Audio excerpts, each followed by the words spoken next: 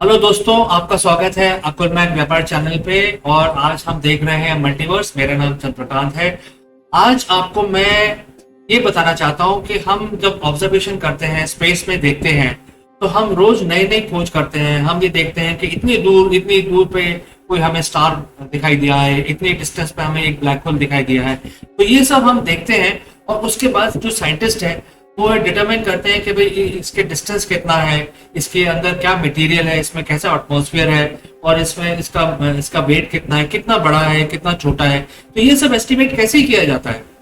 तो ये जो चीज है ये आज मैं आपको बताना चाहता हूँ कि कैसे हम सेलेस्टियल बॉडीज के, प्लैनेट्स के और ब्लैक होल के मास का अंदाजा धरती पे बैठ के लगा सकते हैं।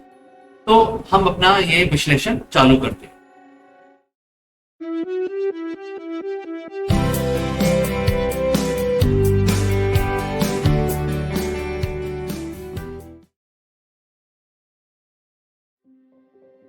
तो दोस्तों, सबसे पहले तो मैं बात करूंगा न्यूटन के सेकेंड लॉ क्या, जिसका हम बोलते हैं लॉ ऑफ मोशन। जो न्यूटन के 3 लॉज थे, तो उसमें सेकेंड लॉ है which is force equal to mass into acceleration. तो ये फोर्स क्या है? फोर्स वो चीज होती है जिससे आप किसी चीज को मूव करना चाहते हैं, तो वो फोर्स कितनी चाहिए, उसका जो फोर्स के रिक्वायरमेंट है वो उसके मास और उसको कितनी स्पीड पे वो मूव कर रहा है, उससे हम पता लगा सकते हैं कि इसमें कितनी फोर्स है। तो ये जो सेकेंड लॉ है जो न्यूटन ने आइडेंटिफाई किया था करीब 500 साल पहले, और इसी का एक वेरिएशन है जो उन्होंने ग्रेविटी के फॉर्मूलेस को उसी का ही वेरिएशन उन्होंने बनाया। उसको हम बोलते हैं न्यूटन लॉ ऑफ ग्रेविटी। तो ये है कि G(m1 m2) divided by distance between them.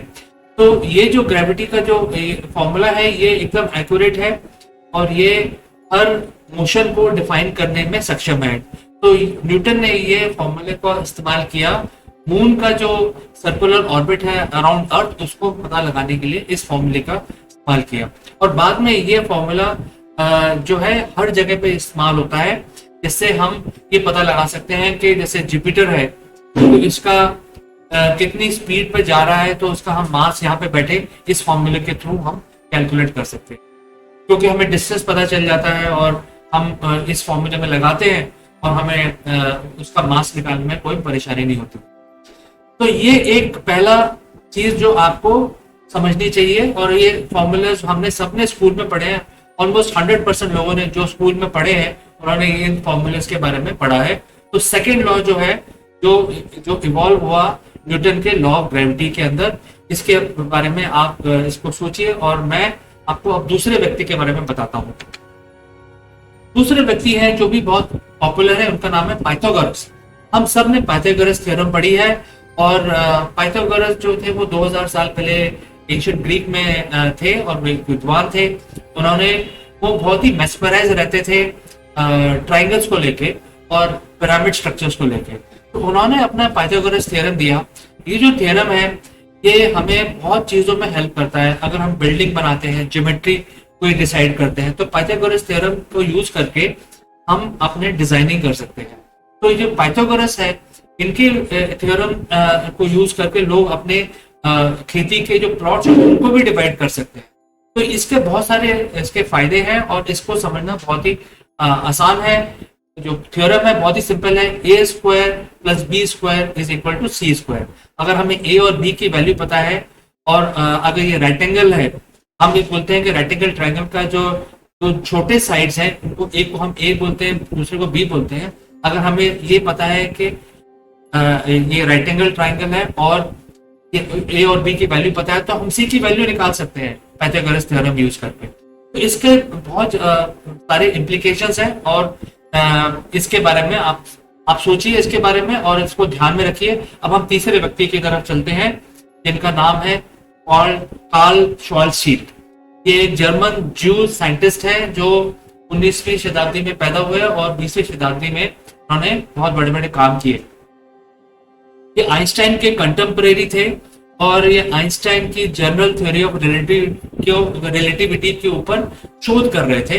लेकिन उस टाइम एक वॉर हुई जो दुनिया की पहली वर्ल्ड वॉर के नाम से जानी जाती है, तो उन्होंने अपने आप को अपने कंट्री के लिए डेडिकेट किया और वो दोनों फ्रंट पे, ईस्ट एंड वेस्ट फ्रंट पे लड़ने के लिए गए अपने देश के लिए।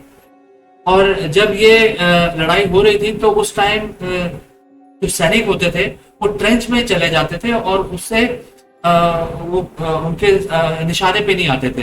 तो उनके जो सैनिक होते थे उस समय उनको लड़ने का जो तरीका था वो ये था कि वो कैनन से फायर करते थे और उनको ये पता नहीं था कि कैनन से कैसे एम किया जाए, क्योंकि जो सैनिक है वो तो ट्रेंच के अंदर छुपे हुए हैं। तो इस प्रॉब्लम को सॉल्व करने के लिए श्वार्ज़शील्ड ने एक पैराबोला का फॉर्मूला दिया, जो कुछ लोगों को याद होगा। लॉ ऑफ मोशन के अंदर एक पैराबोला का फॉर्मूला है जो भी स्कूल में पढ़ा है हमने, कि जो कैनन बॉल है वो कैसे हवा से मूव करता है, और अगर हम सबसे ज्यादा दूर अपनी कैनन बॉल को फेंकना चाहते हैं तो 45 डिग्रीज पे अगर हम अपनी कैनन को रखेंगे तो वो सबसे ज्यादा दूर जाता है। तो ये जो उन्होंने जो फॉर्मूला दिया ये समझने के लिए कि कैसे एम करना है अपनी गन को दुश्मन के ऊपर, किस एंगल पर हम करेंगे तो हम वहां पे जहां पे हमें टारगेट करना है वहां पे हम टारगेट कर सकते हैं बाद में। और ये सब उन्होंने लड़ाई के मैदान में किया। बाद में उन्होंने जब अपने ही नोट्स को उन्होंने दोबारा से स्टडी किया तो उन्हें पता चला कि ये जो हम फॉर्मूला हमने कैनन बॉल के लिए निकाला है, ये फॉर्मूला हम और चीजों में भी लगा सकते हैं, और इस फॉर्मूले को हम जो जनरल थ्योरी ऑफ रिलेटिविटी है और जो न्यूटन का जो लॉ ऑफ मोशन है उसको मर्ज करने में भी हम इस्तेमाल कर सकते हैं। और उन्होंने इन्हें इक्वेशंस दिया जिससे आज के रॉकेट स्पेस में जा सकते हैं। उन्होंने जो फॉर्मूला दिया, उन्होंने कहा कि अगर कैनन बॉल, कोई कैनन इतनी पावरफुल है और इतनी तेजी से अगर कैनन बॉल को हवा में फेंकेगी तो एक ऐसा एक मूवमेंट भी आ सकता है कि कैनन बॉल कभी धरती पे ना गिरे। तो बेसिकली उन्होंने ये बताया कि कैसे ऑर्बिटल वेलोसिटी पे अगर फायर करें तो अर्थ की ऑर्बिट में कोई भी ऑब्जेक्ट चला जाएगा और वो वहां घूमता रहेगा, और उसको और जोर से फायर किया जाए तो वो एस्केप वेलोसिटी ले लेगा और अर्थ की ग्रेविटी से बाहर निकल जाएगा। तो ये जो फॉर्मूला है ये श्वार्ज़शील्ड ने दिया, और इसकी वजह से ये जो फॉर्मूला है इसको यूज करके ही आज के साइंटिस्ट अपने रॉकेट छोड़ते हैं और अपने ऑब्जेक्टिव्स को पूरा करते हैं। अगर किसी सैटेलाइट को भेजना है तो इनके इक्वेशन में उतना ही पावर देते हैं कि रॉकेट में उतनी पावर होती है कि वो सैटेलाइट को सिर्फ ऑर्बिट में छोड़ेगा, और अगर अर्थ की ग्रेविटी से दूर जाना है तो उसको और बड़े रॉकेट में रख के उसको और बाहर भेजते हैं। तो ये जो श्वार्ज़शील्ड, न्यूटन एंड पाइथागोरस का जो 3 छोटे छोटे इक्वेशंस हैं जो 1-1 सेंटीमीटर के हैं, इनको ही यूज करके हम सेलेस्टियल बॉडीज का मास और डिफरेंट के जो प्रॉपर्टीज है वो पता लगा सकते हैं। तो अब हम आते हैं ऑब्जर्वेशन, क्योंकि हम अपने टेलीस्कोप से ऑब्जर्व करते हैं और हम कुछ चीजें देखते हैं जिससे हम पता देखते हैं कि भाई इसके कुछ कैरेक्टरिस्टिक्स क्या है। लेकिन ये कैसे हम पता लगाते हैं कि इसका मास कितना होगा, इसकी प्रॉपर्टीज क्या होगी।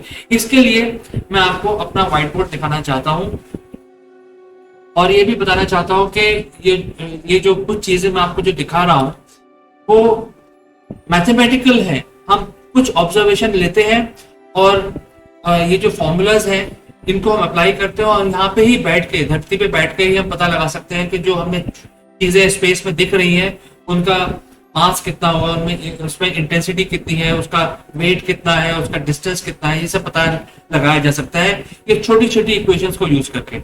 और जो ये एक और चीज बताना चाहता हूं मैं आपको कि जो ब्लैक होल का जो मास है वो निकालना सबसे आसान है, क्योंकि उसमें बहुत सारी इंफिनिटीज लगी हुई हैं।